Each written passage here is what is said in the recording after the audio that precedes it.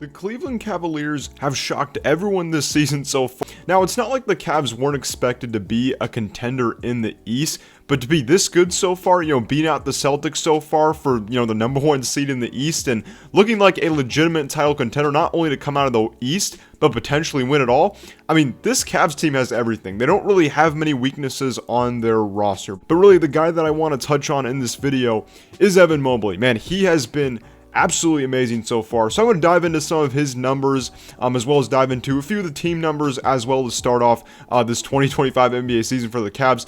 It's been pretty fun and pretty amazing to watch this Cavs team throughout the year. So Evan Mobley is having a career season so far. Obviously when you look, from a rebounding standpoint, an assist standpoint, even a turnovers, which, his turnovers are a little bit up this year, those are very similar numbers. But the big thing is obviously the scoring, right? The big jump, in scoring, his 3-point percentage, his steals. I mean, he's honestly looking like a defensive player of the year as well. He's doing it on both ends of the court.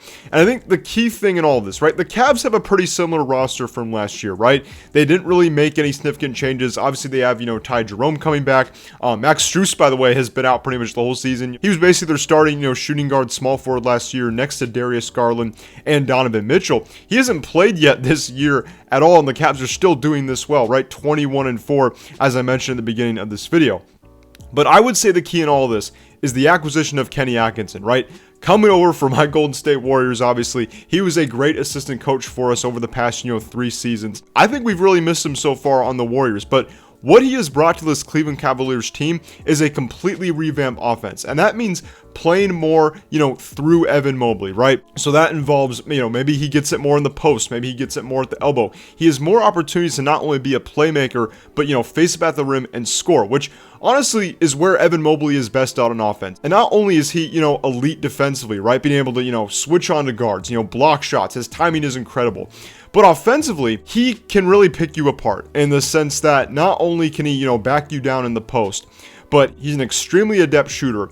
And now you give him more of those opportunities off the dribble, he could blow right by you, right? He's got great speed, agility. He just got some really incredible athletic gifts. And I think there's no doubt that, as we see the years progress with Evan Mobley, that he can continue to increase his scoring, his assists, his rebounding. Like, he really seems like a do-it-all player and a guy that can really grow under Kenny Atkinson. So I would say Kenny Atkinson has probably been the biggest switch in all of this, right? You have a similar roster from last year. You're without Max Strus because of injury, but you've unlocked Evan Mobley. You've unlocked this Cleveland Cavaliers offense, and that has been such a big thing.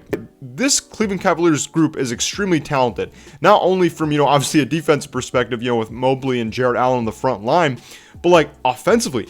These guys can shoot. Like, obviously, you got Darius Garland and, Donovan Mitchell. Definitely one of the best shooting backcourts in basketball. But, you also got guys like George Niang. You got, Sam Merrill. You got Karis LeVert. You got Dean Wade. You even have Ty Jerome, who came over from the Warriors, a couple years ago. He missed all of last season due to injury. But, like, these guys can shoot. And now Kenny Atkinson, using those offensive principles from the Warriors, is now bringing it to the Cavs, and he has absolutely unlocked them. So the Cavs are top 10 in both offense and defense. And these are the metrics that you need to pretty much win an NBA championship and be, a very legitimate title contender. And there's no doubt the Cavs are a legitimate title contender. I mean, at least from a health perspective, right? If Mobley, Allen, Garland, and Mitchell stay healthy, this team could probably easily get 60 wins. I could definitely see that. Like I said, they really don't have many weaknesses on both ends of the court. They got shooting, they got defense, they got absolutely amazing depth. So there's not really much that could happen with this roster and with them, let's say regressing throughout the season unless some significant injuries happen. Let's get back to Evan Mobley. Obviously, I wanted to make this video not only to talk about Mobley, but to, talk about the Cavs, as a whole, I guess you could say. But let's get back to Mobley. So I want to talk about more how they've been using Mobley as a hub. And I would say this is kind of very similar to, Jokic, Sengun, or even like Anthony Davis, for example, right? And, kind of what I was mentioning earlier, they're giving him opportunities to face up, take advantage of mismatches, give him a chance to back guys down, use his size, use his length, use his athleticism. Not only is he using that on defense, but he's using that on the offensive end of the court. If you continue to use Mobley more as a hub, I could really see his stats increasing. I think he could be, a 20-10 and 5 assist guy, let's say 1 or 2 years down the road, right? Really depends how much they want to use him. Obviously, like I said, this team is a bunch of firepower, right? Off the bench. They obviously got Darius Garland and Donovan Mitchell, definitely one of the best backcourts in the NBA. But Mobley can definitely be, I would say, you know, a hub type center, similar to a Jokic, Sengun, Anthony Davis, even like a Joel Embiid, for example. So I think that's where Evan Mobley is tracking. And I think throughout the first 3 years of Evan Mobley's career, right, he kind of stagnated to some degree. Now, I wouldn't say he wasn't like improving as a player, but I mean, like, you know, from a stats perspective, right, and his involvement, you know, with the Cavs offense. It just, you know, it was kind of very limited to some extent, right? Like Darius Garland and Donovan Mitchell, they had the ball a lot. Mobley didn't really get as many opportunities, you know, to score and play make like he is now.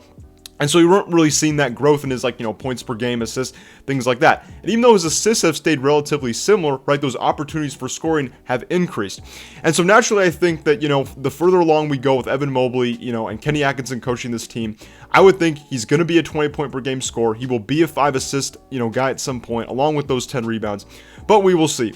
But, you know, in all this, Evan Mobley, he's gotten more opportunities, and that has led to increased growth, and I think it has unlocked this Cavs team as a whole, and you are seeing it with their 21-4 record so far. And that's the thing, Mobley, he's already an elite All-NBA defender, right? He's got great size, length, and timing, and you kind of always have to know where he is if you're trying to score at the rim. I mean, he is that good defensively. Now you combine that with his offense, Evan Mobley's easily becoming one of the best two-way players in basketball. But let's get to kind of, you know, I guess the climax of this video, and that's kind of the one terrifying thing, you know, I'm emphasizing in this title. Basically, the Cavs core is signed for the next 3 years. Donovan Mitchell decided to stay. And guess what? That means this core is locked up, right? You got Donovan Mitchell, you got Darius Garland, you got Mobley, you got Allen. All these guys are locked up on really solid contracts. And the fact that you have this core together, which is still really young and thriving this well under, you know, a brand new head coach. By the way, Kenny Atkinson actually did coach Karis LeVert and Jared Allen in Brooklyn, so there's also some familiarity there. Also coached Ty Jerome in the Warriors. So given that you have all this familiarity, you got this, you know, kind of young nucleus signed for the next 3 or 4 years. This Cavs team is going to be scary. Now, am I saying prematurely that they're going to be the next dynasty?